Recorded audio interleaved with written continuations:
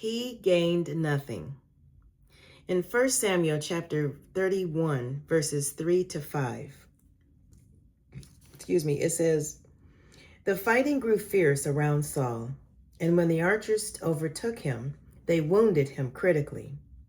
Saul said to his armor-bearer, 'Draw your sword and run me through, or these uncircumcised fellows will come and run me through and abuse me.' But his armor-bearer was terrified and would not do it. So Saul took his own sword and fell on it. When the armor-bearer saw that Saul was dead, he too fell on his sword and died with him."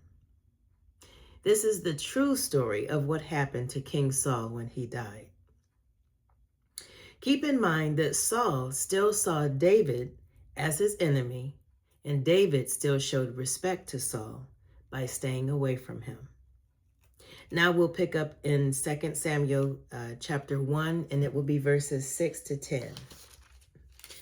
It's going to be a man that's coming to David, and he's going to tell David a story.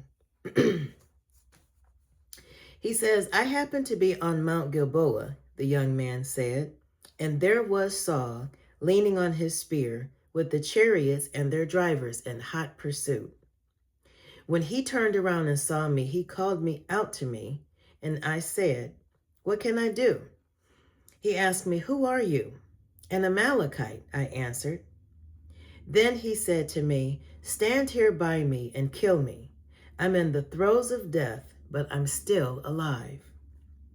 So I stood beside him and killed him because I knew that after he had fallen, he could not survive. And I took the crown that was on his head and the band on his arm, and have brought them here to my Lord."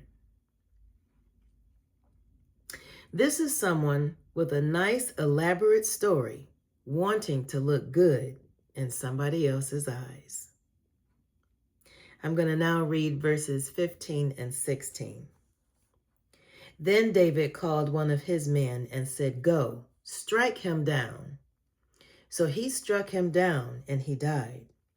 For David had said to him, 'Your blood be on your own head. Your own mouth testified against you when you said, I killed the Lord's anointed.'" Many times people lie because they want to gain something, whether it's a good reputation or money. They're looking to get something out of it. Sometimes they get what they want, but that doesn't last. Other times, they get what they were trying to avoid. The thing that I want to point out in this story is the fact that this man was an Amalekite. And I didn't read this portion of the Bible, but David had just got done killing a lot of the Amalekites in a war that he was with them because they raided his area and he went back and he got everything that they took from him. So he killed a whole bunch of them before this guy came and said this to him. My encouraging scripture is going to be in Proverbs chapter 12, and it will be verse 22.